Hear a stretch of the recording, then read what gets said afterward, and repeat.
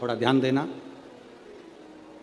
ये उन लोगों के लिए है जो 1 रुपये कमाते हैं, सवाया खर्च होता है, घर में जिनके संपदा जुड़ती नहीं, बीमारियों में पैसा ज़्यादा जाता हो, या कहीं ना कहीं तकलीफें अपनी ज़िंदगी में आती है, उसके लिए शिव आराधना कार्तिक महीने की थोड़ा ध्यान से श्रवण करें। कार्तिक के महीने में पूर्णिमा से पूर्णिमा के बीच में जो सोमवार पड़े, प्रदोष पड़े, शिवरात्रि पड़े, प्रयास करना। अगर बहुत कष्ट की जिंदगी चल रही हो तो शिवरात्रि, प्रदोष और जितने सोमवार पड़ रहे हो कार्तिक में 4-5 जो सोमवार पड़े, उसमें एक बेलपत्र अशोक सुंदरी वाली जगह पर और शमी पत्र देवादिदेव महादेव के ऊपर, ये 2 जगह पर अवश्य चढ़ाएं। 1 महीने में जितने सोमवार पड़ जाएं और प्रदोष पड़े और मासिक शिवरात्रि पड़े, उसमें अवश्य चढ़ाएं। बेलपत्र कहाँ चढ़ाना है? जम के बोलो जरा। अशोक सुंदरी की जगह पर। और शमी पत्र कहाँ चढ़ाना है? देवादिदेव महादेव के ऊपर। एक बार चढ़ाकर देखो, आपके जीवन का जो आनंद है, जो अपने हृदय की कामनाएं हैं, अपने हृदय के भाव हैं, कार्तिक का जो महीना है भगवान षडानंद कार्तिकेय जी के लिए मूल है। इस षडानंद कार्तिकेय जी ने जब तारकासुर का संहार किया था, तारकासुर को जब मार दिया था, तो 33 कोटि देवताओं ने षडानंद कार्तिकेय जी को वर प्रदान किया था।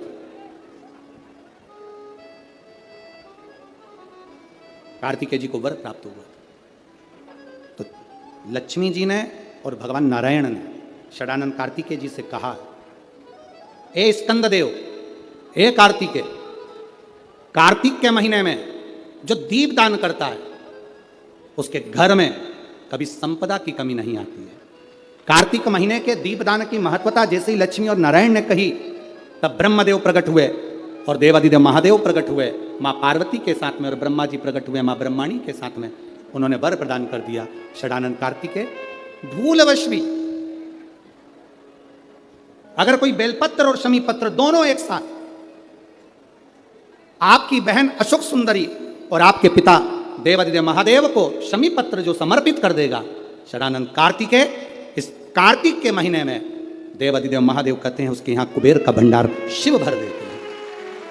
एक शमी पत्र, फिर समझिएगा, ये जो बेलपत्र है ये आप समर्पित करेंगे अशोक सुंदरी वाली जगह पर। कहाँ समर्पित करेंगे? अशोक सुंदरी की जगह। और शमी पत्र आप समर्पित करेंगे देवादिदेव महादेव के ऊपर।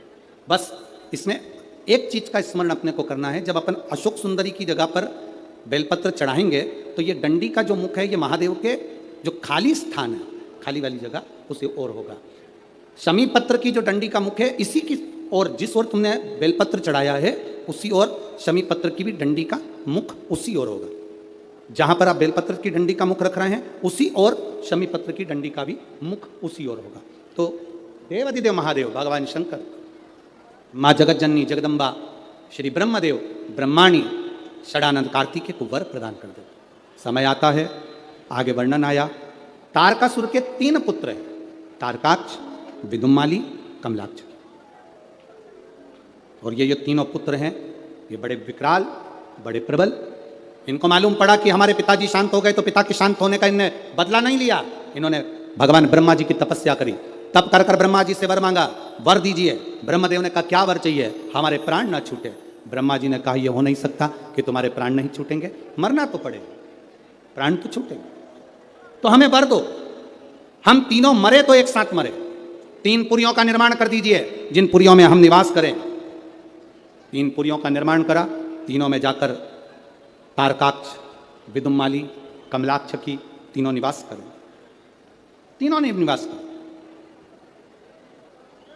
जब तीनों निवास करने लगे, सोने की पुरी, तांबे की पुरी, लोहे की पुरी।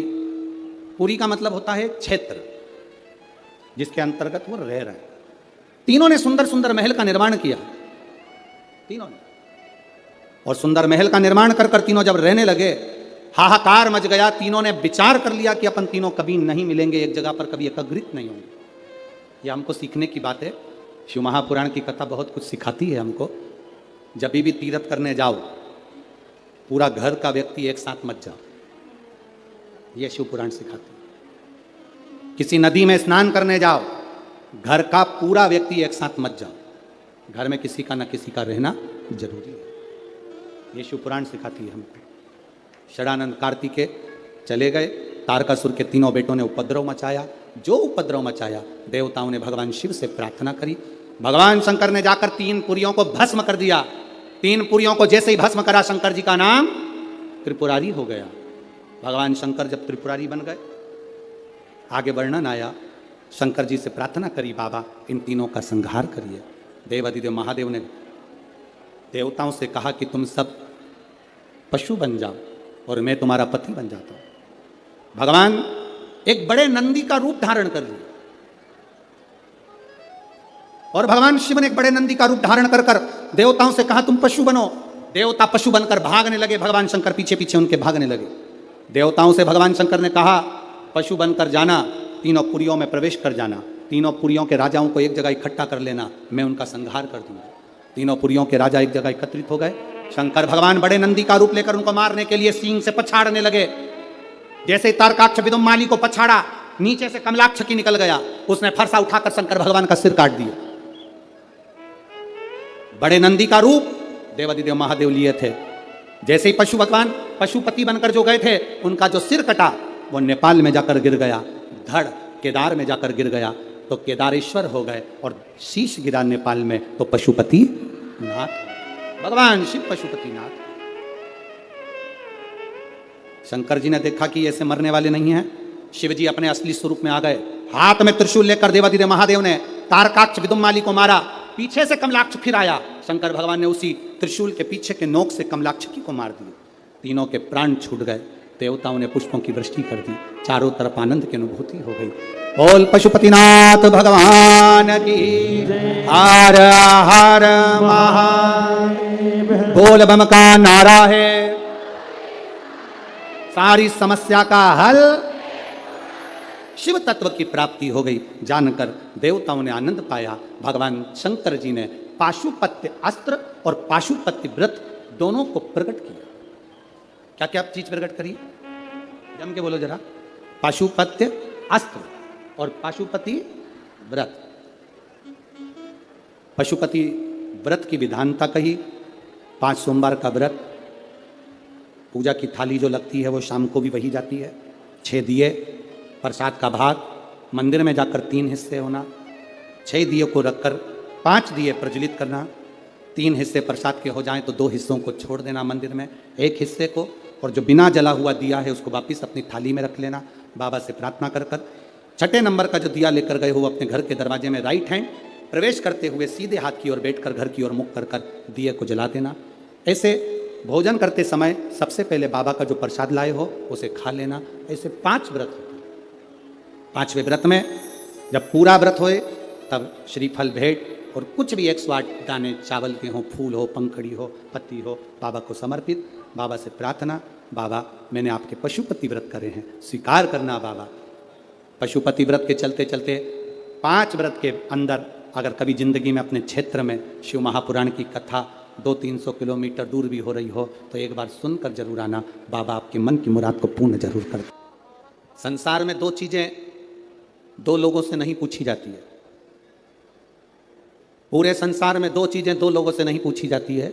एक, स्त्री से उसकी आयु नहीं पूछी जाती है। बोलो सही है कि गलत है? संसार में 2 चीजें 2 लोगों से नहीं पूछी जाती है। एक, स्त्री से उसकी आयु नहीं पूछी जाती है, और दूसरा, पुरुष से उसकी आय नहीं पूछी जाती है। स्त्री से आयु नहीं पूछी, पुरुष से आय नहीं पूछी। क्यों नहीं पूछना चाहिए? क्योंकि स्त्री से आयु इसलिए नहीं पूछते क्योंकि स्त्री अपने लिए कभी नहीं जीती, स्त्री हमेशा दूसरों के लिए जीती है। और पुरुष से उसकी आय नहीं पूछते। क्यों नहीं पूछते? क्योंकि पुरुष अपने लिए नहीं कमाता, हमेशा दूसरों के लिए कमाता है, इसलिए इन दोनों से नहीं पूछा जाता। स्त्री से उसकी आयु नहीं पूछी जाती और पुरुष से उसकी आय नहीं पूछी जाती। आदमी किसके लिए कमा रहा है? सवेरे 8 बजे से दुकान पर बैठता है, रात को 10-10 बजे तक दुकान पर बैठता है, दिन भर मेहनत करता है। आप में से कितने लोग हैं जो दिन भर मेहनत करते हैं तो सोने की रोटी खाते होंगे, चांदी का कटोरा पूरा की पूरा खा जाते होंगे? अगर करोड़पति भी करोड़ों का धन कमा रहा है, गरीबड़ा भी अगर धन कमा रहा है, तो वो 2 रोटी ही खा रहा है। एक भिखारी हमारे दरवाजे पर जब भीख मांगने के लिए आता है, वो भीख मांगने नहीं आता, हमको ज्ञान देने आता है। भिखारी भीख मांगने दरवाजे पर आता है तो हमको ज्ञान देने के लिए आता है। भिखारी यह कहने के लिए आता है, भैया मुझे रोटी दे दो, भैया 2 रुपया दे दो। वो रुपया लेकर, रोटी लेकर तुम्हारे दरवाजे के बाहर एकांत में बैठकर रोटी को खाता है। बोलो खाता है कि नहीं खाता? भिखारी जब दरवाजे पर आता है तो ज्ञान देने के लिए आता है, रोटी मांगता है, दरवाजे पर खाता है। दुकानदार के सामने भिखारी जब मांगने के लिए आता है तो वो ज्ञान देने के लिए आता है, दुकानदार से कहने के लिए आता है कि देख, मैं भीख मांग कर खाता हूं तो भी समय पर रोटी खाता हूं, और तू दिन भर कमाता है तो भी रोटी तेरे नसीब में नहीं आ पाती। दिन भर कमाता है तो भी रोटी तेरे नसीब में नहीं आ पाती। 10 बजे का टिफिन तैयार है, पत्नी फोन लगा रही है, सुनो भोजन का टाइम हो गया, 11 बज रही है, 11:30 बज रही है, 12 बज रही है, स्वामी भोजन कर लो, स्वामी आओ भोजन कर लो। पत्नी पति को बुला रही, बच्चे बाप को बुला रहे, पापा समय हो गया अभी तक नहीं आए, भोजन करना है, पापा आओ। भाई भाई को कह रहा है, देख फैक्ट्री बाद में चले जाना, दुकान बाद में चले जाना, चल रोटी खा पहले। पत्नी रोटी के लिए बुला रही, बच्चे रोटी के लिए बुला रहे, पर अभी बस 2 ग्राहक और कर लूं इसके बाद आता हूं, 2 फाइल और निपटा लूं इसके बाद आता हूं, 2 काम और कर लूं इसके बाद आता हूं। और हम जिस रोटी के लिए कमा रहे हैं, जिस रोटी के लिए मेहनत कर रहे हैं, जिस रोटी के लिए हम 24 घंटे लगे हैं, मालूम पड़ा वो रोटी धीरे धीरे छूटती चली गई। 10 बजे रोटी खाने वाला 12 बजे खा रहा है, 12 बजे वाला 1:30 बजे खा रहा है। फिर बीमारी हो गई शुगर की, बीमारी हो गई बीपी की। कभी डॉक्टर तुम्हारा परिचित हो तो उससे पूछना कि बीपी और शुगर कैसे होते हैं। समय पर जो भोजन नहीं करता उसको बीपी और शुगर की बीमारी होती चली जाती है। समय पर जो अपनी जिंदगी को नहीं जीता उसको बीमारियां बढ़ती चली जाती है। पूछो कभी।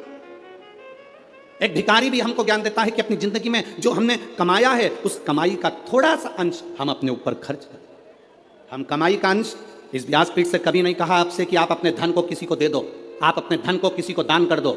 हम कभी नहीं कहते इस व्यासपीठ से कि तुम तुम्हारी संपदा उठाकर किसी को दिया ना या किसी को दान कर आना। हम इतना जरूर कहते हैं कि तुमने जो कमाया है, तुम जो कमा रहे हो उसको अपने ऊपर खर्च जरूर करना, जिससे लगे कि तुमने मेहनत कर कर कमाया तो अपने ऊपर खर्च किया। खर्च किया तुमने। स्त्री से कभी आयु नहीं पूछी जाती, पुरुष से कभी आय नहीं पूछी जाती, क्योंकि स्त्री कभी अपने लिए जिंदगी नहीं जीती। जीती है तो पहले माँ बाप के लिए, माता पिता ब्याह कर कर भेज देते हैं तो पति के लिए, पति के बाद में जब बच्चे आ जाते हैं तो बच्चों के लिए, फिर जीती है तो अपना पोता पोती नाती पंती के लिए। पूरी जिंदगी स्त्री अपने शरीर को अगर संभाल कर रखती है तो दूसरों के लिए रखती है कि मेरे बच्चे सुखी रह लें, मेरा परिवार सुखी रह ले, मेरा परिवार सुखी रहे, मेरे बच्चे सुखी रहें, मेरा कुटुंब सुखी रहे, मेरे रिश्ते सुखी रहें। स्त्री से आयु नहीं पूछी जाती, पुरुष से आयु नहीं पूछी जाती।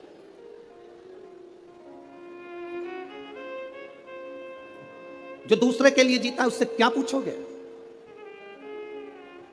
क्या पूछोगे? शिव कथा कहती है, मेरा भोला बाबा, मेरा शंभू, मेरा त्रिकालदर्शी, कैलाशी, अविनाशी। शंकर अमृत नहीं पिए हैं, विष पिया। किसके लिए? दूसरों के लिए। शिव जी ने चंद्र धारण करा, किसके लिए? दूसरों के लिए। शंकर भगवान ने सर्प धारण करा, किसके लिए? दूसरों के लिए।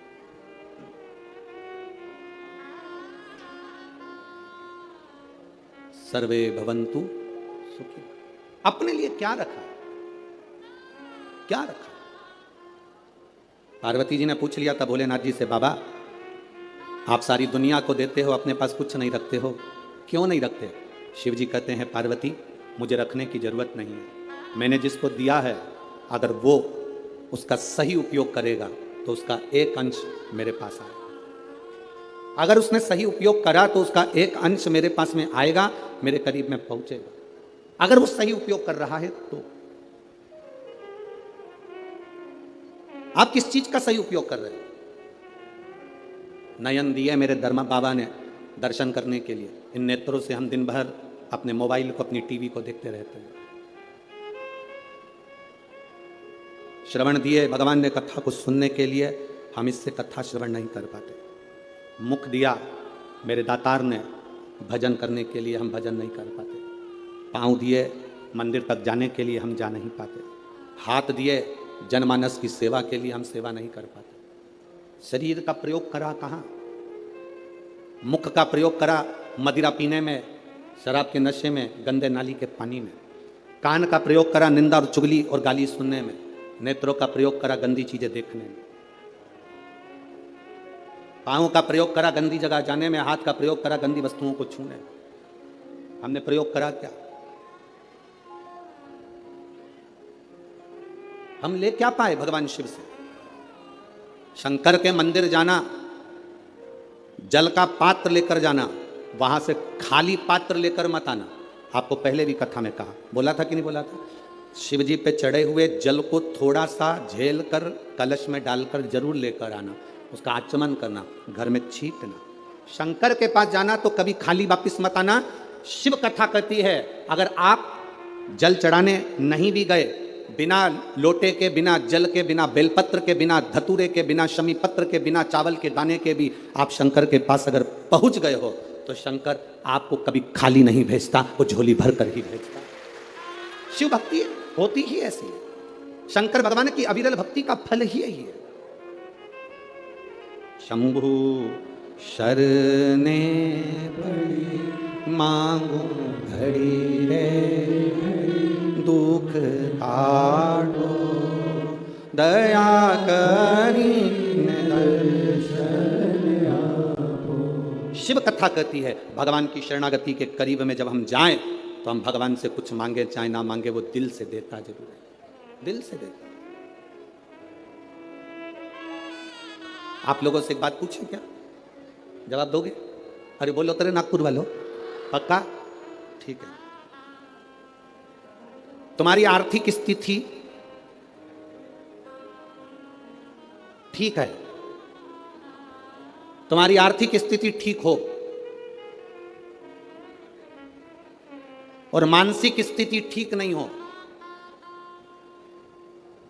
तो आर्थिक स्थिति का कोई कारण, कोई अच्छा फल होगा क्या? जम के तो बोलो जरा।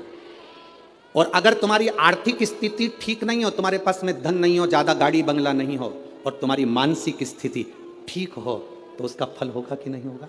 होगा ना, उसका फल। यही नागपुर की कथा, आज चतुर्थ दिवस की कथा प्रत्येक मानव के जीवन में जानना चाहिए।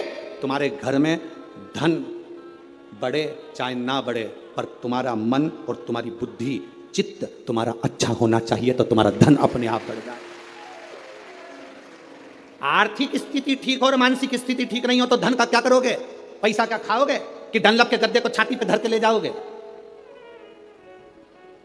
क्या करोगे उस धन का? आर्थिक स्थिति से ज्यादा जरूरी है मानसिक स्थिति ठीक होना। मन ठीक नहीं है, दिमाग ठीक नहीं है, बुद्धि ठीक नहीं है, चित्त ठीक नहीं है, तो करोड़ों का धन अलमारी में भरा रहे तो उसका मतलब क्या मतलब?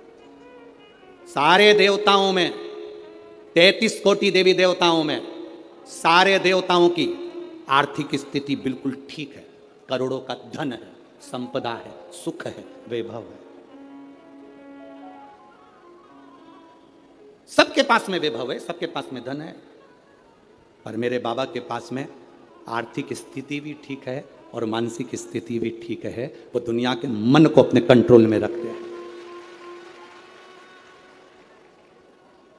एक बार लक्ष्मी जी ने नारायण से कहा था, प्रभु आपका और हमारा झगड़ा होता रहता है, आपका और हमारा विवाद होता रहता है, आप हमारे पति, हम आपकी धर्म पत्नी और विवाद करते हैं। ब्रह्माणी ब्रह्मा जी से कहती, आप और हमारा विवाद होता रहता है। धन बढ़ गया पर घर में सुख भी तो होना चाहिए। शिव भगवान नारायण ने कहा, लक्ष्मी घर की मानसिक स्थिति ठीक करने का सबसे सुंदर तरीका है, सबसे सुंदर तरीका, लक्ष्मी शिव की आराधना करो। लक्ष्मी जी ने कहा, मैं शंकर की आराधना? हाँ। लक्ष्मी जी ने कहा, आप कह रहे हो बिल्कुल सही है, मेरी मां। लक्ष्मी जी की मां का नाम क्या था? भगवान नारायण की सासू का नाम क्या था? ख्याति देवी। क्या नाम था? ख्याति देवी। लक्ष्मी जी की मां भगवान विष्णु जी की सासू ख्याति देवी। लक्ष्मी जी कहती हैं, मेरी मां ने भी मुझे कहा था कि जब मन श्रेष्ठता में ना जाए, मन विचलित हो, मन में चिंता रखी हो, मन विचलितता में हो, तब शंकर भगवान के पार्थिव शिवलिंग का निर्माण कर कर उसकी आराधना करना। आप रोज प्रतिदिन यहां जितने लोग भी कथा सुन रहे हैं और जितने लोग आस्था चैनल पर, फेसबुक, यूट्यूब पर कथा सुन रहे हैं, बहुत कम लोग होंगे जो रोज शंकर भगवान का पार्थिव शिवलिंग बनाते होंगे और उसकी पूजन करते होंगे। बहुत कम लोग होंगे जो पार्थिव शिवलिंग का निर्माण कर कर उसका पूजन करते होंगे, बहुत कम लोग। अगर हम रोज पार्थिव शिवलिंग का निर्माण नहीं कर सकते, हम रोज भगवान शंकर के शिवलिंग का निर्माण कर कर पूजन नहीं कर सकते, तो कम से कम एक काम हम रोज कर सकते हैं, अपने घर से जल ले जाकर शंकर जी को समर्पित कर सकते हैं, जिससे बाबा हमारे हृदय की दशा को जाने।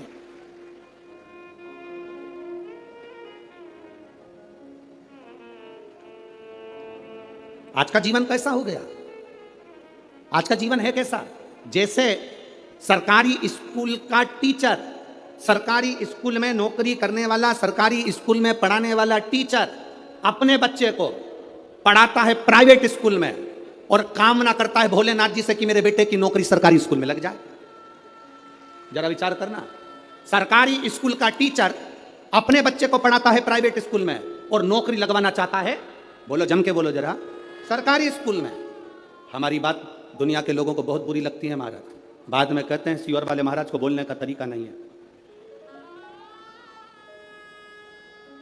तो तुम जिस दिन तरीके पे आ जाओगे तो हम भी तरीके से बोलना प्रारंभ कर देंगे, उसमें क्या दिक्कत, उसमें क्या टेंशन?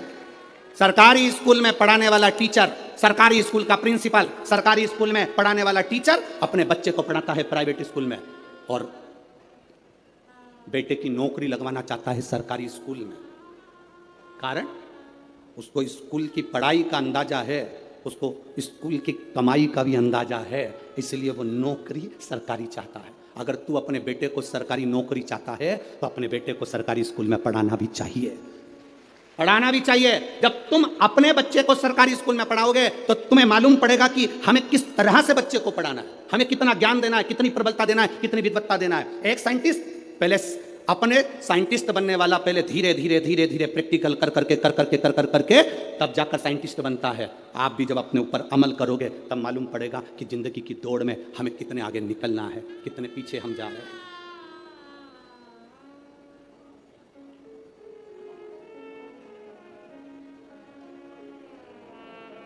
कितने पीछे जा रहे हैं, कितना विचित्र संसार हो गया, जरा विचार करिएगा। वो तो अब शिव महापुराण की कथा होती है तो ये लाखों की भीड़ अब जुटने लगी है, अब आने लगी है।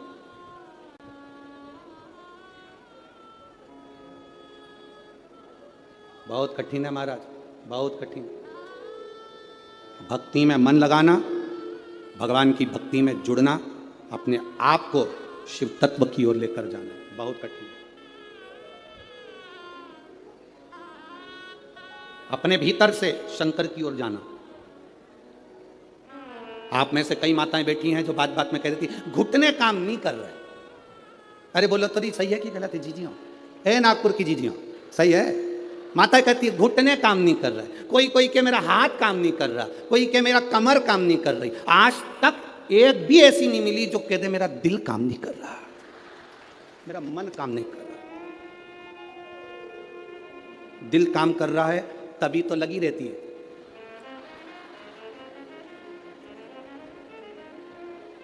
घुटना भले काम नहीं करे पर दिल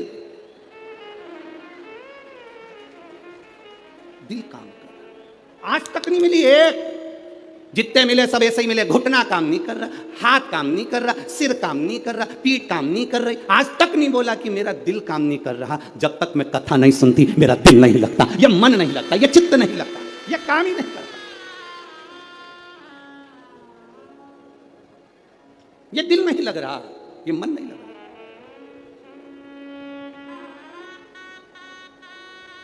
कैसे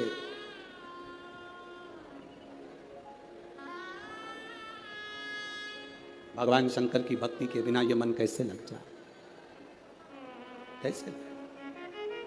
अरे खानो नहीं भावे मने, पीनो नहीं भावे, दौड़ दौड़ मन सत्संग जावे। और मैं तो शिव की दीवानी ऐसी हो गई रे, सपनों में आवे मारे डमरू वाला। मेरे स्वप्न में मेरा डमरू वाला मुझे दिख रहा है। जब दिल बिना कथा के नहीं रहता, कथा नहीं भी होती है तो लोगों को कानों में भी ऐसा लगता है कि सियोर वाला महाराज कहीं कथा बाच रहा है। किसी किसी को होता है जिसकी कानों में कथा सुनने की आदत हो जाती है, जब टीवी पर भी नहीं आती तो कथा लगती। आपके साथ भी हुआ होगा, कभी किसी गली में से निकल रहे होगे तो आपको लगा होगा ऐसा लग रहा है कथा चल रही है। जिसको ऐसा लगे कि मुझे ऐसा लग रहा है कि कथा चल रही है, गली में से निकल कर जा रहे हो, आवाज आ गई, ट्रेन में सफर कर रहे हो, बस में सफर कर रहे हो, तुम्हें आवाज आ गई, तुम्हें ऐसा लगे कि कथा चल रही है, समझ लेना तुम्हारा दिल भोलेनाथ से लग गया। अब मानता नहीं है, ये चित्त लगता ही नहीं, शिव में समाहित हो। बोल बम का नारा है, शिव में हमारा चित्त लग गया, शंकर में हमारा मन लग गया, ये हृदय लग गया और उसी से लगना। वो कहे सताओ ना हमें लोगों, हमें दिल की बीमारी है। सताओ ना हमें लोगों, हमें दिल की बीमारी है। हमारा वेद दुनिया में वो डमरू धारी है। यह बीमारी का इलाज करने वाला केवल एक है, वो शिव।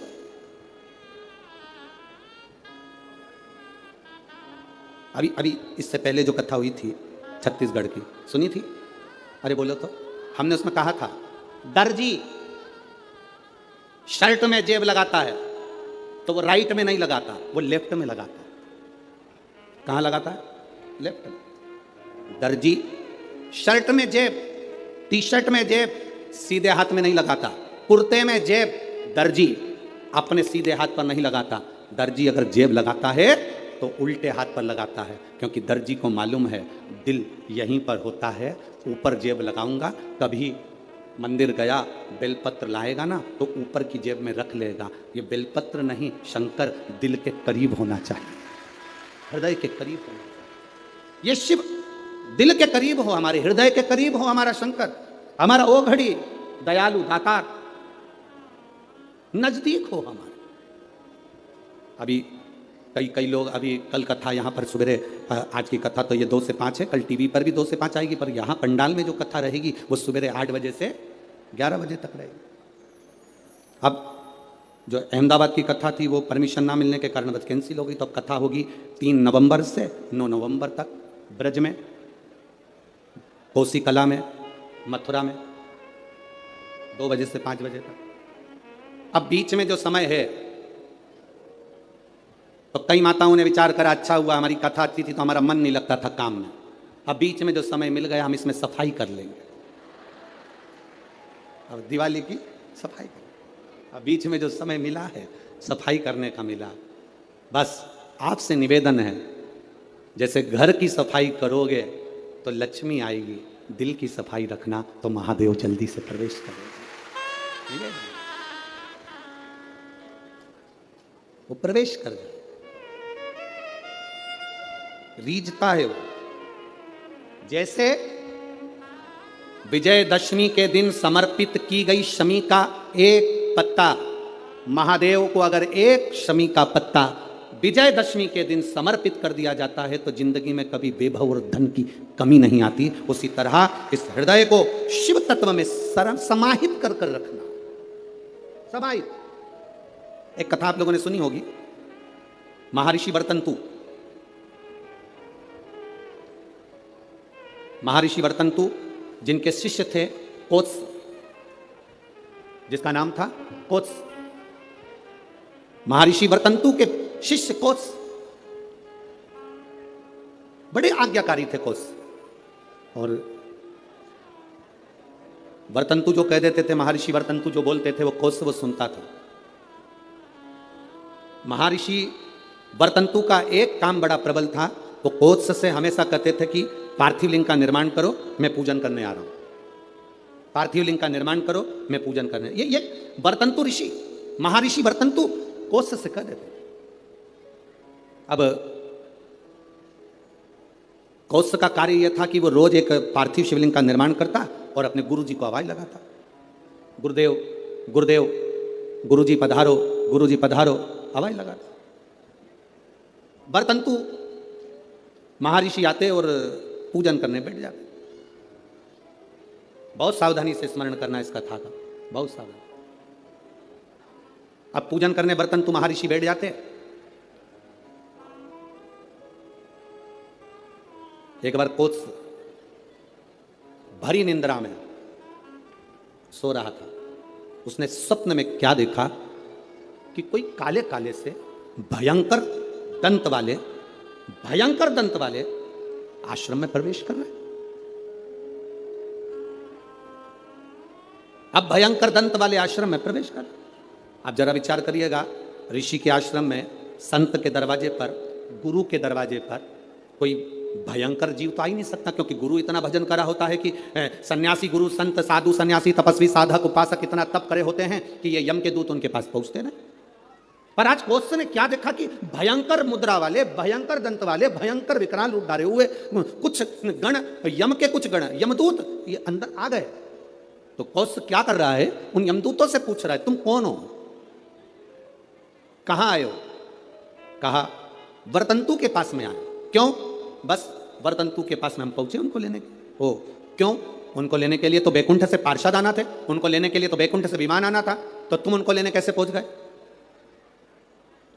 उन्होंने तो शंकर की आराधना करी है, उन्होंने तो शिव की आराधना करी है। यमदूतों ने बड़ी सुंदर बात कही, वो आपकी भी बुद्धि में बैठना चाहिए। यहां जितने लोग कथा सुन रहे हैं, जितने आस्था चैनल पर, फेसबुक पे सुन रहे हैं, आपकी बुद्धि में कोत्स की और बरतंतु की चरित्र आपके जीवन में उतरना चाहिए। इन्होंने तो शंकर की आराधना करी है, शिव की भक्ति करी है। यमदूत कहते हैं हम इनको शंकर के दरवाजे तक लेकर जाएंगे, आधा समय ये शिव के द्वार पर रहेंगे और आधा समय हमारे साथ में रहेंगे। कारण क्यों? कहा ऋषिवर, गुरुवर जब पूजन करने बैठते थे तो आधा कार्य वो अपने शिष्य से करवा लेते थे। बेटा फूल लेके आना, बेटा आसन बिछाना, बेटा ये सामान लेकर आना, बेटा वो सामान लेकर आना। एक स्त्री, एक पुरुष स्वयं, आप अगर ठाकुर जी से सेवा करने बैठे हो, भगवान से लाड लड़ाने बैठे हो, भगवान की पूजन करने बैठे हो, भगवान की आराधना करने बैठे हो, तो अपनी पूजन की थाली स्वयं लगाइए। पशुपति व्रत करने वाली माताएं ध्यान रखेंगी इस बात के लिए। पशुपति व्रत की नियम, पशुपति व्रत करने वाली माताओं का नियम क्या है? कई माता कहती है हमने 2 बार व्रत कर लिया, भगवान हमारी नहीं सुना, हमने ये कर लिया, भगवान हमारी नहीं सुना। आप आए नहीं, सुबह हो गई, मेरी पूजा की थाली धरी की धरी रह गई। क्यों? उसका कारण क्या था? मतलब मेरी पूजा में कोई ना कोई कमी निश्चित। आपने पशुपति व्रत करा, भगवान क्यों ना सुने? क्यों नहीं सुने? कारण क्या है? थाली पूजन की लगा रहे हो, देवरानी का व्रत है, जेठानी सामान निकाल के दे रही है, देवरानी का व्रत है, जेठानी आटा सेक रही है सीरा बनाने के लिए, हलवा बनाने के लिए, जेठानी का व्रत है, देवरानी दूध में उकाल कर खीर बना रही है। व्रत तुम्हारा, साधना तुम्हारी, मांग तुम रहे हो। शिव महापुराण की कथा कहती है हिचकी चली, क्या बोलते हैं, हिचकी की डुचकी है, हिचकी। अब तुमको चल रही हिचकी, तुम अपनी पड़ोसन से, जेठानी से कह दे मेरे बत्तल का हिचकी ले ले हिचकी लेगी जेठानी? सिर तुम्हारा दुख रहा, गोली निकाल कर जेठानी को दे दो, खा ले, वो पूछे क्यों? मेरा सिर दुख रहा है। हो सकता है? जम के बोलो। छींक तुम्हें आ रही, छींक तुम्हें आ रही, और तुम अपनी देवरानी से कहो छींक छींक जल्दी छींक। हो सकता है? नहीं। छींक तुम्हारी है, तुमको छींकना पड़ेगी। खांसी तुम्हारी है, तुम्हें खांसना पड़ेगा। शरीर में कष्ट तुम्हारे है, दवाई तुम्हें खाना पड़ेगी। उसी तरह व्रत तुम्हारा है, तैयारी तुम्हें करना पड़ेगी। गलती हम करते हैं। पशुपति व्रत का व्रत मैंने करा, मम्मी से कह के चली गई, मम्मी मेरा पशुपति व्रत है, मैंने शादी के लिए करूंगी या बच्चों के लिए करूंगी या इसके लिए करूंगी या उसके लिए करूंगी। मम्मी ने पूरी थाली लगा के दे दी, मेरी बेटी व्रत कर रही है, मेरी बेटी। मम्मी ने पूरी थाली लगा के दे दी, प्रसाद बना के दे दिया। बेटी ने 3 बार पशुपति व्रत कर लिया और काम नहीं हुआ। बेटी बाद में कहे कि हमने भी व्रत करा था, हुआ नहीं। उस कारण को समझना। क्या तूने तैयारी करी? तू तो केवल एक सिर की उतार रही है कि महाराज बोला है तो व्रत करना है तो मेरा काम हो जाएगा। पर विचार कर, थाली लगाती तो तेरे अंदर भाव जागता कि मैं महादेव की पूजन की तैयारी कर रही हूँ, चावल रख रही हूँ, बेलपत्र रख रही हूँ, पुष्प रख रही हूँ, एक एक चीज में महादेव जुड़ता तेरे दिल से। मैं महादेव के लिए हलवा बना रही हूँ, मैं महादेव के लिए सीरा बना रही हूँ, मैं महादेव के लिए खीर बना रही हूँ, मैं महादेव के लिए ये कर रही हूँ, हर शब्द में तेरा महादेव जुड़ता। तो पशुपति व्रत का पुण्य भी 2 व्रत होते और तीसरे में प्राप्त हो जाता। ये नियम है शिव महापुराण का। एक पत्र आया है, देखिए, एक तो पत्र इतने सारे सारे भेज दिए।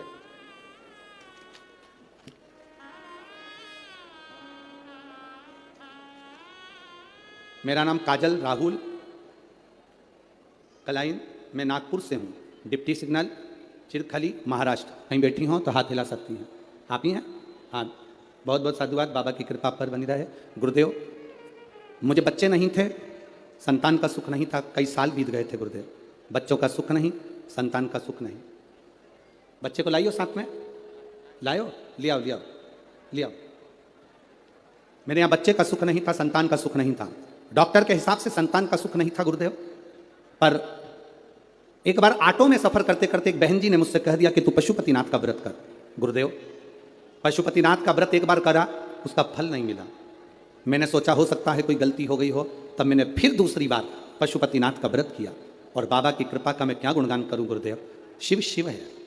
26 जून को मेरा गर्भ ठहर गया और बाबा की कृपा से बाबा ने ऐसी करुणा करी, ऐसी दया करी गुरुदेव कि 12/2/2023 को मेरे घर में संतान की प्राप्ति हो गई। मैं बाबा को यहाँ नमन करने आया। गुरुदेव, मुझे जो संतान हुई वो 8वां महीना भी पूरा नहीं लग पाया था। डॉक्टर के हिसाब से बच्चा कमज़ोर होना था, बच्चे में बल नहीं आना था, उसके शरीर में कष्ट रहना था। पर मेरे बाबा ने मेरी लाज रखी गुरुदेव, और 8वां महीना भी चालू नहीं हुआ और जो संतान हुई बाबा की कृपा से पूरी स्वस्थ हुई। उसको मैं लेकर आई हूँ बाबा को प्रणाम करने के लिए।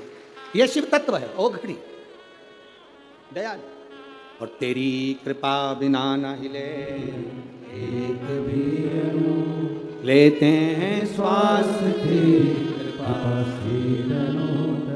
शिव तत्व की प्राप्ति, आपका विश्वास। आप पशुपति व्रत कर रहे हो, आप हरतालिका तीज का व्रत कर रहे हो, आप चतुर्थी का व्रत कर रहे हो, आप पंचमी का व्रत कर रहे हो, आप नवरात्रि का व्रत कर रहे हो, आप जिस व्रत को आप कर रहे हो, चाहे पुरुष करे, चाहे स्त्री करे, चाहे नारी करे, चाहे बच्चे करें, चाहे कन्या करे, चाहे बेटी करे, जो करे, उस व्रत में, उस व्रत की मूलता में आपका समर्पण होना चाहिए।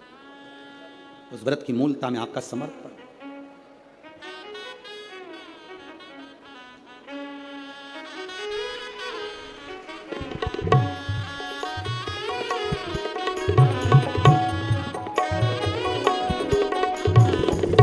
जोरदार ताली बजाना।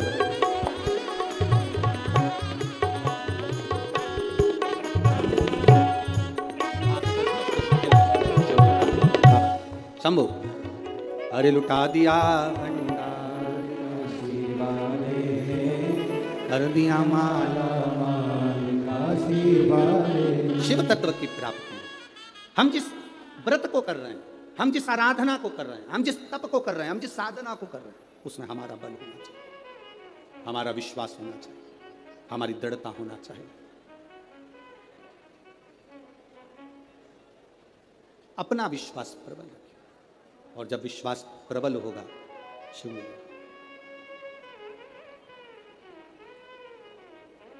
शिव प्राप्त होंगे, ये निश्चित है, क्योंकि शंकर बड़े दयालु हैं, बड़े दयालु हैं। शिव कथा कह रही है, बाबा देवादिदेव महादेव का चरित्र कह रहा है। बर्तंतु जी के लिए कहा, आधे से ज्यादा जो कार्य था वो कोस कर देता था। आज कोस की परीक्षा करने के लिए, कोस की परीक्षा लेने के लिए, जब पूरी विद्या अध्ययन हो गया, पूरी पढ़ाई हो गई, सारा विद्या अध्ययन का कार्य हो गया, तब कोस की परीक्षा लेने के लिए बर्तंतु जी ने, कौत्स की परीक्षा लेने के लिए बर्तंतु जी एक बात अपने शिष्य कौत्स के सामने कही, कौत्स,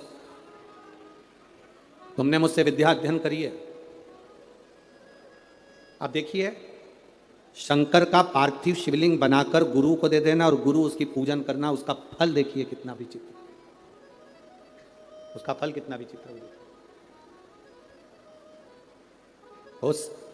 तुमने पार्थिव शिवलिंग का निर्माण करा और निर्माण करने के बाद में तुम मुझे उस शिवलिंग को दे देते हो। तुम कहते हो कि मुझे यम के दूत लेने आए थे, पर वो कहीं ना कहीं उस क्रम में कहीं ना कहीं वो मुझे लेने के लिए आए, परंतु उस भोग को मुझे भोग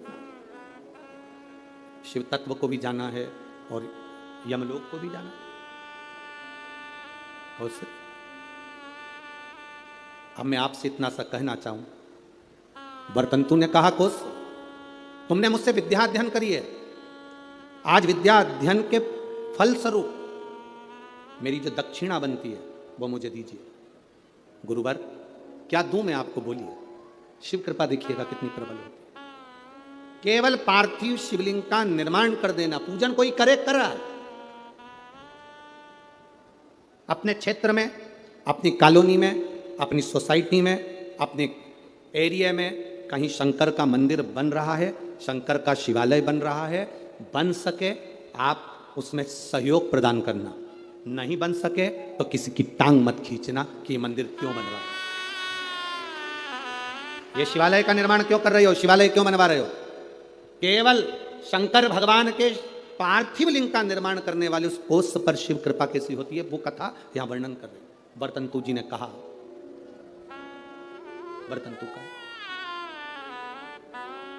अब वर्तंतु ने कहा कोस, एक कोस मैंने जो तुमको विद्याध्ययन कराया उसकी दक्षिणा। कोस ने कहा गुरुवर ये पूरा जीवन आपके लिए है, ये पूरी जिंदगी आपके लिए, आप बताइए क्या दे सकता हूं, क्या प्रदान करूं मैं, आप बोलिए। ओस तूने मुझसे विद्या अध्ययन करी है, 14 करोड़ सोने की मुद्रा मेरी विद्या अध्ययन जो तूने करी उसके फल स्वरूप तुझे देना पड़ेगा। कितनी करोड़?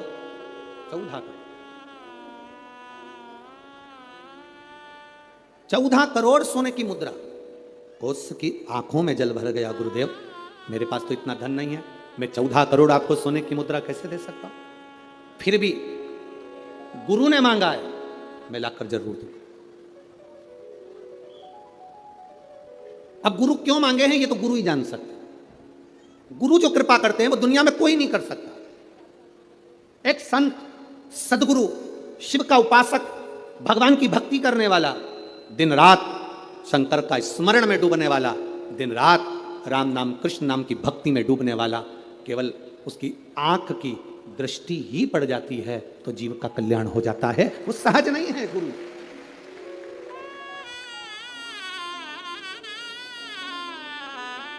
एक गुरु पूर्णिमा पर एक भजन हम हमेशा स्मरण में लेकर आते हैं, ऐसी प्रेम भिक्षा रे गुरु ने मंगाई, ऐसी प्रेम भिक्षा रे गुरु ने मंगाई, गुरु ने मंगाई सतगुरु ने मंगाई, गुरु ने मंगाई सतगुरु ने मंगाई। ये गुरु क्या कृपा करता है ये किसी को नहीं मालूम पड़ता। एक चेला, उसकी बहन की शादी, गुरुजी से कह रहा है गुरुजी मेरी बहन की शादी में जाऊं? जा। गुरुजी मेरी बहन की शादी है। गुरुजी ने कहा जा। गुरुजी मेरी बहन की शादी है। गुरुजी ने कहा जा। अब चेला जाने लगा तो गुरुजी ने कहा देख वो सामने एक झोले में अनार रखे हैं, ले जा। चेले को इतना गुस्सा आया, करोड़ों का धन गुरुजी के पास, क्या छाती पे बांध के मरेगा? इतना बड़ा मठ, इतना बड़ा मंदिर, इतनी प्रॉपर्टी, सारी दुकानें, सब कुछ। गुरुजी ने कहा अनार रखे हैं झोले में, ले जा। ठीक है। चेला कुछ नहीं बोला, अनार लेकर चले गए। रास्ते में जाते जाते चेला जंगल में पहुंचा। वहां के नगर का जो राजा था वो बीमार पड़ गया। नगर के राजा बीमार पड़ा तो उसको जो दवाई देना थी वो अनार के रस में देना थी। पूरे मार्केट में देखा तो अनार नहीं मिला, वृक्षों पर अनार नहीं मिला। सैनिक ढूंढते ढूंढते जंगल में पहुंच गए, इसके झोले में अनार मिला। इसने इनसे अनार मांगे, उसने कहा नहीं ये मेरे गुरुजी ने दिया है मेरी बहन की शादी के लिए, मैं नहीं दे सकता। जबरदस्ती अनार लिए, उसको बंदी बनाकर राजा के महल में ले गए। राजा को दवाई दी, राजा ठीक हो गए। राजा ने कहा अनार कहाँ से आए? ये लड़का है ना, ये बालक, इसके पास से। बेटा तुम्हारे पास अनार कहाँ से आए? मेरे गुरुजी ने दिए थे, मेरी बहन की शादी में जा रहा हूं, मेरे गुरु ने दिया। बेटा अनार तो हमने खा लिया, अब एक काम करो, तुम्हारे अनार से मेरे प्राण बचे, तुम चिंता मत करो।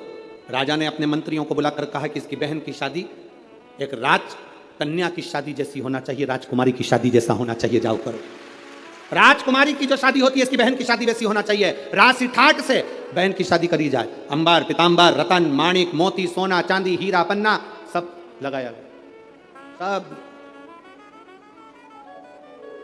सब प्रदान किया। गुरु कभी भी लोगों को लगता है गुरु जी के पास इतना है तो गुरु जी हमको क्यों नहीं दे रहे, गुरु नहीं देगा।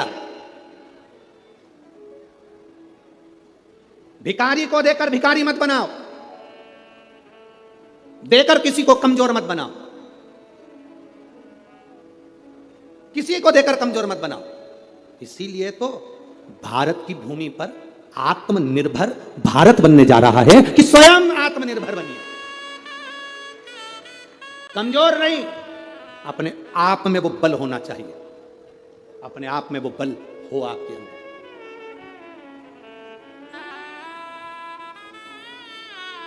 आज प्रेस वार्ता थी, मीडिया के एक बंधु ने एक प्रश्न किया कि कल आपने व्यासपीठ से कह दिया कि शास्त्र और शस्त्र उठाना चाहिए, आपने तो ये गलत कहा।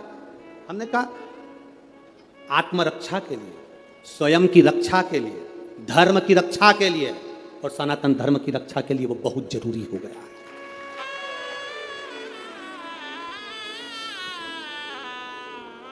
वो कहने लगे आप व्यासपीठ से ऐसी बात करते हो, हम कहते हैं ये व्यासपीठ नहीं है, ये शिव की पीठ है।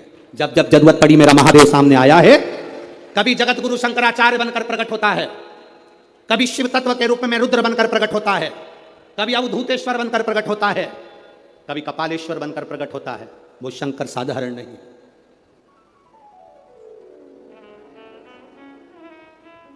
शास्त्र की जरूरत जहां शास्त्र की है वहां शास्त्र की हो, जहां शस्त्र की हो वहां शस्त्र की, क्यों ना दे। आप अपनी भक्ति के बल को तो बढ़ाओ। गुरु अपने हाथ से अपनी झोली में से धन निकालकर 50,000 1 लाख 2 लाख 5,000 2,000 गुरु कभी नहीं देगा। गुरु आपको अगर धन दे देगा तो फिर गुरु किसी काम का नहीं।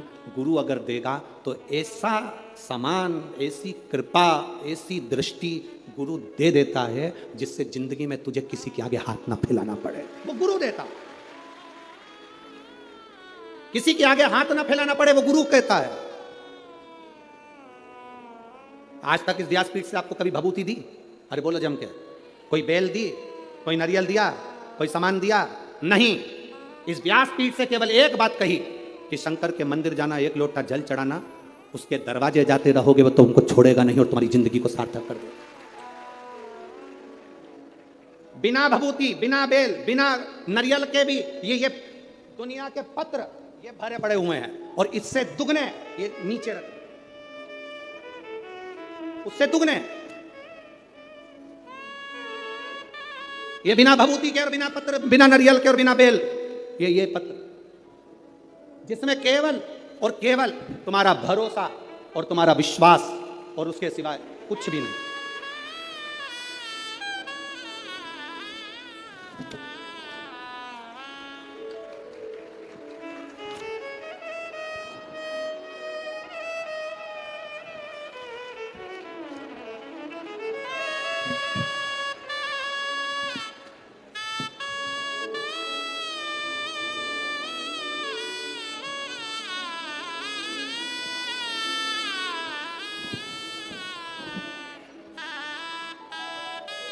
अब इसमें है क्या?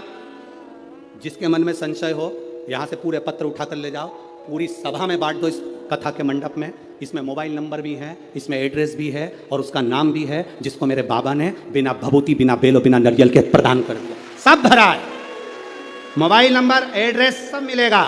जाओ पूछो क्या दिया महादेव ने, सारी समस्या का हल एक लोटा जल। शिव क्या प्रदान करे, शंकर क्या दिए हैं ये शिव जाने, शंकर क्या प्रदान करे ये शंकर है। अरे खाली ना जाता कोई दर से तुम्हारे, खाली न जाता कोई दर से तुम्हारे, अरे मैं भी खड़ा हूँ बाहें पसारे। मेरी जीजियों, दिल से अगर आपने सुना है ना, वो 3 महीना भी नहीं लगाएगा, 15 दिन में झोली भर देता है। अगर दिल से सुनी है शिव महापुराण की कथा, केवल छल कपट और हृदय में कहीं बेर भाव रखकर, कपट रखकर अगर सुनी है, तो उसका प्रमाण भी वो दे देता है। दिल से सुनी वो दिल से देता है, खाली नहीं छोड़ता। मेरा महादेव, मेरा शिव, लोग कहते हैं गुरुजी शिव महापुराण में ऐसा क्या है, हम कहते हैं एच चूने से लिखा रहता है तो उसको हेलीपैड कहते हैं। हेलीपैड को देखकर हेलीकॉप्टर उतर जाता है, शिव महापुराण को देखकर मेरा महादेव उतर जाता है। ये वो हेलीपैड है। क्या देगा वो उसके ऊपर है। सीहोर वाला महाराज तो कल कथा पूरी कर देगा, 11 बजे कथा विराम कर कर 1 बजे यहाँ से सीहोर के लिए निकल जाएगा। पर आपने जो दिल से सुना है, उससे निवेदन करा, बाबा मेरे दुख काटना, क्या देगा? कोई तंत्र नहीं, कोई मंत्र नहीं, कोई दिखावा नहीं। आपका 1 लोटा जल विश्वास के साथ आप जब महादेव को चढ़ाते हो, शंकर के दरवाजे तक जाते हो, शिव की चौखट तक जाते हो, तब बाबा भी जान जाता है कि ये मेरे करीब में आया है। बाप है वो, बाप, जगत का बाप, जगत का बाप है वो।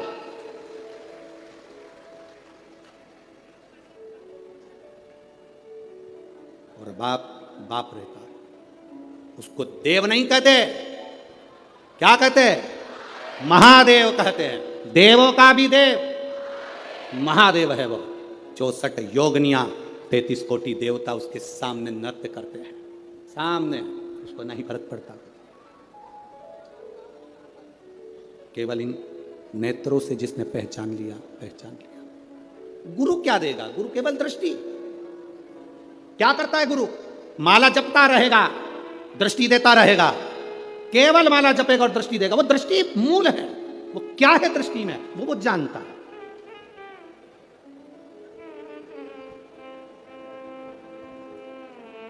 क्या दे रहा है?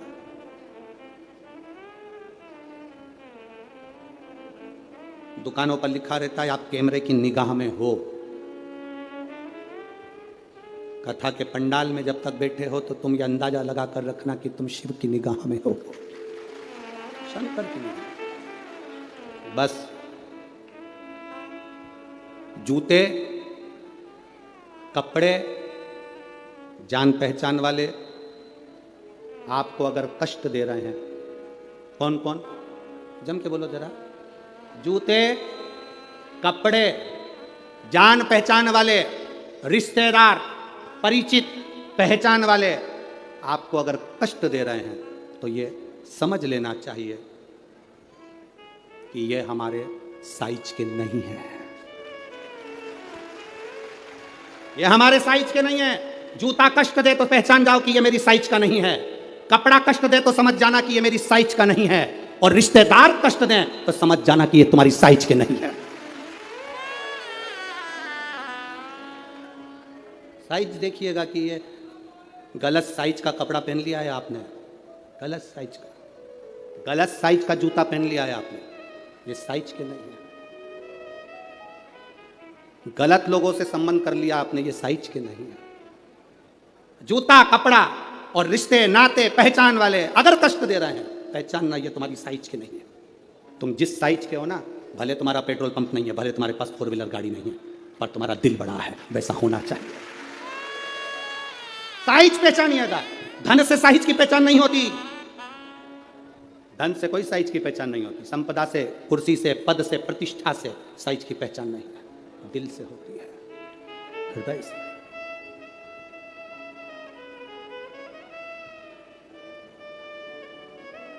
महाराज बर्तन तू कोष से कहे मुझे 14 करोड़ सोने की मुद्रा चाहिए। गुरु परीक्षा लेता है। गुरु परीक्षा की घड़ी में ऐसा सामने आता है कि परीक्षा लेने के लिए तत्पर।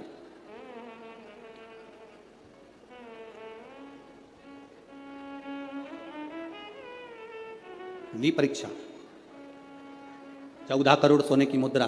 कौश गया तुरंत राजा रघु के पास में। राजा रघु से कहा, महाराज 14 करोड़ सोने की मुद्रा मेरे गुरु जी को देना है, मैं ब्राह्मण का बालक हूं, आप दे दो। राजा रघु ने कहा, 14 करोड़ सोने की मुद्रा देने के लिए मना नहीं, पर मैंने अभी यज्ञ करा था, उस यज्ञ में मैंने सोने की मुद्रा सब संतों को, ब्राह्मण जन को बांटी है। मेरे पास में इतनी मुद्रा नहीं, थोड़ी बहुत निकल जाएगी, 1 करोड़ दे दूंगा, 14 करोड़ कहाँ से लाऊं? राजा रघु ने कहा, पर ब्राह्मण मेरे दरवाजे से खाली ना जाए, रुकिए, मैं इंद्र पर आक्रमण करता हूं। गुरु गुरु है, इंद्र पर आक्रमण करता हूं। राजा रघु ने इंद्र पर सेना तैयार कर आक्रमण करना प्रारंभ करा। इंद्र का सिंहासन डोलने लगा। इंद्र दौड़ते दौड़ते भगवान ब्रह्मदेव के पास में गए। राजा रघु इंद्र पर आक्रमण कर रहे हैं, इंद्र लोक पर आ रहे हैं, क्या करा जाए? एक बच्चे को 14 करोड़ सोने की मुद्रा चाहिए, गुरु ने मांगी है, इसलिए लेकर जा रहा है। उसको 14 करोड़ स्वर्ण मुद्रा, हाँ 14 करोड़, हाँ क्या करें? इंद्र से कहा, राजा रघु यहां पर आए स्वर्ण मुद्रा लेने के लिए, आप कुबेर को बुलाओ और कुबेर से कहो कि तू जाकर 14 करोड़ सोने की मुद्रा दे दे। कुबेर को बुलाया। कुबेर शमी का एक पत्ता तोड़ा, शमी का एक पत्ता कुबेर ने तोड़ा और पृथ्वी पर आकर शमी के पत्ते को तोड़कर कोस को दे दिया। कोस, ये शमी का पत्ता ले। कोस ने कहा, मुझे 14 करोड़ स्वर्ण मुद्रा चाहिए, ये पत्ते का क्या करूंगा? 14 करोड़ मुझे स्वर्ण मुद्रा चाहिए, इस पत्ते का क्या करूंगा? तब कुबेर ने जो पत्ता दिया और कोष्ठ से कहा कि यह बर्तन तू महर्षि को ले जाकर दे देना, वो महर्षि समझ जाएंगे इस पत्ते में क्या है। बर्तन तू महर्षि के पास में एक शमी का पत्ता ले जाकर कोष्ठ ने दिया। कोष्ठ ने जैसे ही दिया, बर्तन तू ने उस पत्ते को अपने सिर से लगा लिया और जान गया ये मेरे महादेव का शमी का पत्र है। एक पत्ते में 14 करोड़ सोने की मुद्रा का फल होता है। 14 करोड़ सोने की मुद्रा का फल एक शमी के पत्ते में होता है। तुरंत बर्तंतु महर्षि ने शंकर की आराधना कर कर शिव जी से हाथ जोड़कर प्रार्थना करी, बाबा प्रकट हो। देवादिदेव महादेव प्रकट होकर कहते हैं, बर्तंतु मांगो तुम्हें क्या चाहिए? बर्तंतु कहते हैं, बाबा शरदीय नवरात्रि पूर्ण होने पर जो विजयदशमी आए, उस दशमी के दिन जो एक शमी का पत्र भूलवश भी महादेव को समर्पित कर दे, उसकी जिंदगी में कभी संपदा की कमी ना आए। एक शमी का पत्र, एक शमी का पत्ता 14 करोड़ सोने की मुद्रा से प्रबल हो जाता है। एक शमी का पत्र। आज भी कई जगह पर विजयदशमी के दिन, कई स्थानों पर विजयदशमी के दिन शमी के पत्ते का लेन देन होता है। शमी के यहाँ होता है कि नहीं होता हमको स्मरण नहीं है, महाराष्ट्र में तो, पर कई जगह होता है। यहाँ पर भी शमी का जो पत्र होता है, विजयदशमी के दिन लोग देखकर उसको प्रणाम करते हैं, माता पिता को नमन करते हैं। क्यों? आप अपने बच्चे हो ना, आपसे पूछेंगे, आपकी औलाद आपसे पूछेगी, आपके आने वाली पीढ़ी आपसे पूछेगी, माँ ये कौन सा नाटक बनाकर रखा है तुम लोगों ने? शमी का पत्ता दे, शमी का पत्ता ले, मिलने जाओ तो शमी का पत्ता, शमी का पत्ता क्यों लिया दिया जाता है? बच्चे पूछेंगे। आज की पीढ़ी बहुत प्रश्न करती है, उसको उत्तर देना पड़ेगा कि एक पत्ते में 14 करोड़ स्वर्ण मुद्रा का फल होता है। एक शमी के पत्र में आज के बच्चे जो प्रश्न करेंगे उसका उत्तर देने के लिए तुम्हें तैयार रहना पड़ेगा। उस उत्तर को तुम्हें देना पड़ेगा कि ये शमी का पत्र विजयदशमी पर क्यों लेन देन किया जाता है, शमी का पत्र क्यों शिव के मंदिर में जाता है, शमी के पत्र की मूलता क्यों होती है, इसको समझाना। एक शमी पत्र में वो फल है।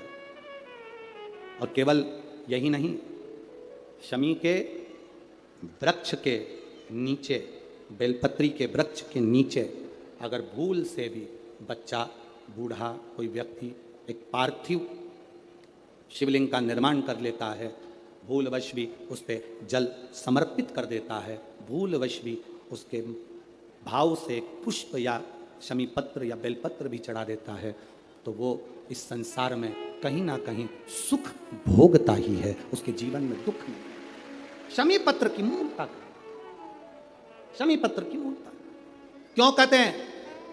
नारी के गर्भ में बच्चा रहे, नारी के गर्भ में संतान रहे। डॉक्टर कह रहे हैं वो संतान विकलांग हो सकती है, डॉक्टर कह रहे हैं कि वो संतान मानसिक विकलांग हो सकती है, डॉक्टर कह रहे हैं वो संतान बेकार हो सकती है। पत्र है, देखिए, ये तो मनी प्लांट का पत्ता है, मनी प्लांट का है कि और काय का है? पत्र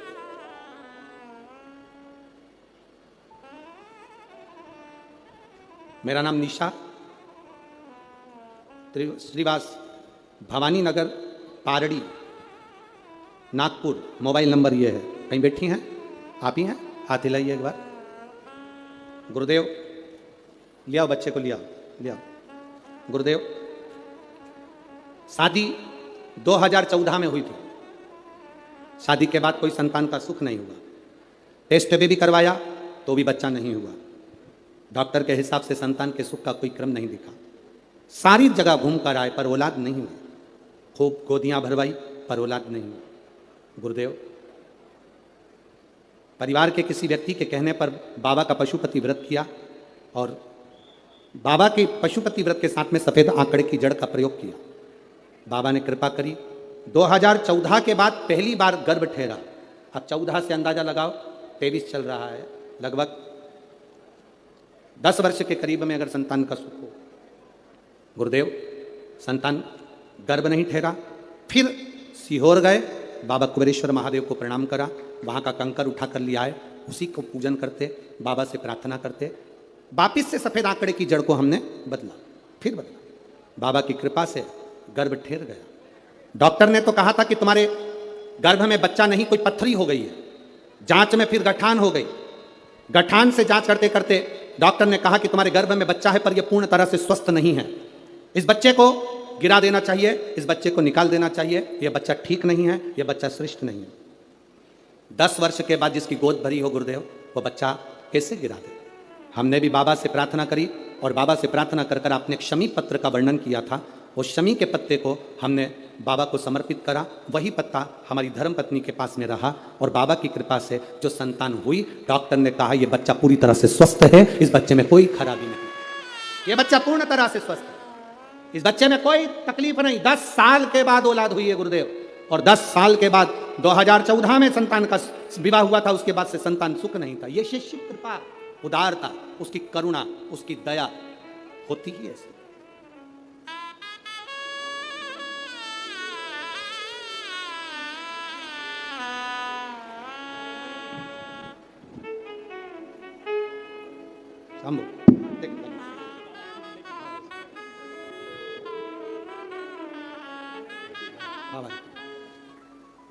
शिव कृपा। पत्र में लिखा, डॉक्टर कह दिए थे कि इसको निकाल दो, ये बच्चा ठीक नहीं है। क्षमी पत्र का एक भाव कोई साधारण नहीं होता। सबसे दृढ़ है आपका भरोसा, सबसे दृढ़ है आपका विश्वास, और जब विश्वास पक्का होता है तो मेरा बाबा भी देने में कमी नहीं रखता, देने में कमी नहीं रखता। मेरी जीजियों और कथा मंडप में विराजमान मेरे सारे जीजाओं, एक बात का ध्यान लगाकर बैठना कि तुम्हारा यहाँ 3 घंटा 2.5 घंटा तुमने जो बाबा को दिया है ना, ये तुम्हारा 2.5-3 घंटा कभी टॉकीज को देना वो तुम्हारा व्यर्थ जा सकता है। 2.5-3 घंटा अपने परिवार को देना वो व्यर्थ जा सकता है। 2.5-3 घंटा अपने दोस्त को देना वो व्यर्थ जा सकता है। पर ये तुमने जो 3 घंटा रोज 5 दिन तक कथा सुनी, ये तुम्हारी व्यर्थ नहीं जा सकती, ये तुम्हारे खाते में जाती। तारकासुर को मारने के लिए भगवान षडानंद कार्तिकेय प्रकट होते हैं। गंगा जी के जल से 6 रूप बालक प्रकट, प्रतीकाओं ने उसका पालन पोषण किया, 6 को 1 कर दिया, उसका नाम कार्तिकेय होगा। कार्तिकेय बाबा ने तारकासुर का संहार किया, तारकासुर को मारा। एक बात बहुत अच्छे से अपने अंदर उतार कर रखिएगा, शरद पूर्णिमा से लेकर कार्तिक की जो पूर्णिमा है, उस बीच में कार्तिक महीने की जब शिवरात्रि आए या प्रदोष व्रत आए, थोड़ा ध्यान देना।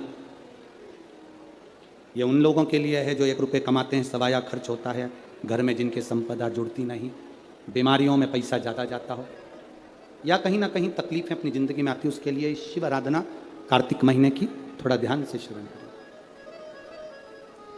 वैसे तो कार्तिक महीने में जो 3 नवंबर से 9 नवंबर तक ब्रज की भूमि में कोसी कला में जो शिव महापुराण की कथा है 2 बजे से 5 बजे तक, उसमें हम वर्णन करेंगे ही, गोपेश्वर गोपी शिव महापुराण की कथा में। फिर भी और हमारा निवेदन, जो ब्रज के नजदीक में रहते हैं, ब्रज की भूमि में कार्तिक महीने में पहली बार शिव महापुराण की कथा होने जा रही है। जो ब्रज के नजदीक में रहते हैं वो बड़े भाव से सुनने के लिए अवश्य पधारें। जो उसके नजदीक में रह रहे हैं, जिनको ब्रज रज में बैठकर सर्वेश्वर भगवान कृष्ण की रज में महेश्वर भगवान शंकर की कथा जिनको सुनना है वो सुनेंगे। कार्तिक के महीने में पूर्णिमा से पूर्णिमा के बीच में जो सोमवार पड़े, प्रदोष पड़े, शिवरात्रि पड़े, प्रयास करना, अगर बहुत कष्ट की जिंदगी चल रही हो तो शिवरात्रि, प्रदोष और जितने सोमवार पड़ रहे हो कार्तिक में 4-5 जो सोमवार पड़े, उसमें एक बेलपत्र अशोक सुंदरी वाली जगह पर और शमी पत्र देवादिदेव महादेव के ऊपर, ये 2 जगह पर अवश्य चढ़ा। एक महीने में जितने सोमवार पड़ जाएं और प्रदोष पड़े और मासिक शिवरात्रि पड़े, उसमें अवश्य चढ़ा। बेलपत्र कहाँ चढ़ाना है? जम के बोलो जरा। अशोक सुंदरी की जगह पर। और शमी पत्र कहाँ चढ़ाना है? देवादिदेव महादेव के ऊपर। एक बार चढ़ाकर देखो, आपके जीवन का जो आनंद है, जो अपने हृदय की कामनाएं हैं, अपने हृदय के भाव हैं, कार्तिक का जो महीना है भगवान षडानंद कार्तिकेय जी के लिए मूल है। इस षडानंद कार्तिकेय जी ने जब तारकासुर का संहार किया था, तारकासुर को जब मार दिया था, तो 33 कोटि देवताओं ने षडानंद कार्तिकेय जी को वर प्रदान किया था। कार्तिकेय जी को वर प्राप्त हुआ। तो लक्ष्मी जी ने और भगवान नारायण ने षडानंद कार्तिकेय जी से कहा, ए स्कंद देव, हे कार्तिकेय, कार्तिक के महीने में जो दीप दान करता है उसके घर में कभी संपदा की कमी नहीं आती है। कार्तिक महीने के दीपदान की महत्वता जैसे ही लक्ष्मी और नारायण ने कही, तब ब्रह्मदेव प्रकट हुए और देवादिदेव महादेव प्रकट हुए माँ पार्वती के साथ में, और ब्रह्मा जी प्रकट हुए माँ ब्रह्माणी के साथ में। उन्होंने वर प्रदान कर दिया। षडानंद कार्तिकेय भूलवश भी अगर कोई बेलपत्र और शमी पत्र दोनों एक साथ आपकी बहन अशोक सुंदरी और आपके पिता देवादिदेव महादेव को शमी पत्र जो समर्पित कर देगा, षडानंद कार्तिकेय इस कार्तिक के महीने में देवादिदेव महादेव कहते हैं उसके यहाँ कुबेर का भंडार शिव भर देते हैं। एक शमी पत्र, फिर समझिएगा, ये जो बेलपत्र है ये आप समर्पित करेंगे अशोक सुंदरी वाली जगह पर। कहाँ समर्पित करेंगे? अशोक सुंदरी की जगह। और शमी पत्र आप समर्पित करेंगे देवादिदेव महादेव के ऊपर। बस इसमें एक चीज का स्मरण अपने को करना है, जब अपन अशोक सुंदरी की जगह पर बेलपत्र चढ़ाएंगे तो ये डंडी का जो मुख है ये महादेव के जो खाली स्थान है, खाली वाली जगह उसी ओर होगा। शमी पत्र की जो डंडी का मुख है इसी की ओर, जिस ओर तुमने बेलपत्र चढ़ाया है उसी ओर शमी पत्र की भी डंडी का मुख उसी ओर होगा। जहां पर आप बेलपत्र की डंडी का मुख रख रहे हैं उसी ओर शमी पत्र की डंडी का भी मुख उसी ओर होगा। तो देवादिदेव महादेव भगवान शंकर, माँ जगत जननी जगदम्बा, श्री ब्रह्मदेव ब्रह्माणी षडानंद कार्तिकेय को वर प्रदान कर दे। समय आता है, आगे वर्णन आया, तारकासुर के 3 पुत्र हैं, तारकाक्ष, विदुम्माली, कमलाक्ष। और ये तीनों पुत्र हैं, ये बड़े विकराल, बड़े प्रबल। इनको मालूम पड़ा कि हमारे पिताजी शांत हो गए तो पिता के शांत होने का इन्हें बदला नहीं लिया। इन्होंने भगवान ब्रह्मा जी की तपस्या करी, तप कर कर ब्रह्मा जी से वर मांगा, वर दीजिए।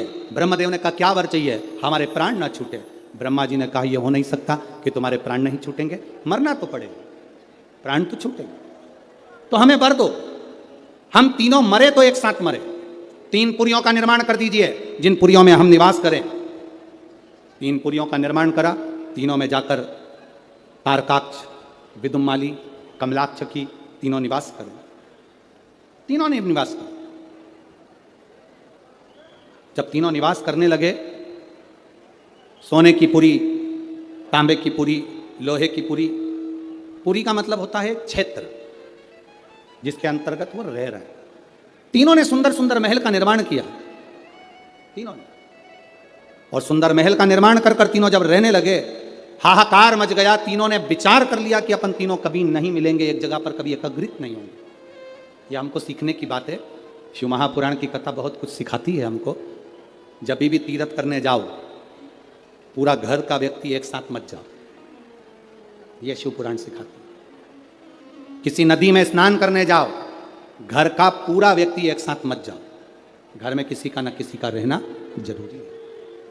ये शिव पुराण सिखाती है हमको। षडानंद कार्तिकेय चले गए, तारकासुर के तीनों बेटों ने उपद्रव मचाया। जो उपद्रव मचाया, देवताओं ने भगवान शिव से प्रार्थना करी। भगवान शंकर ने जाकर 3 पुरियों को भस्म कर दिया। 3 पुरियों को जैसे ही भस्म करा, शंकर जी का नाम त्रिपुरारी हो गया।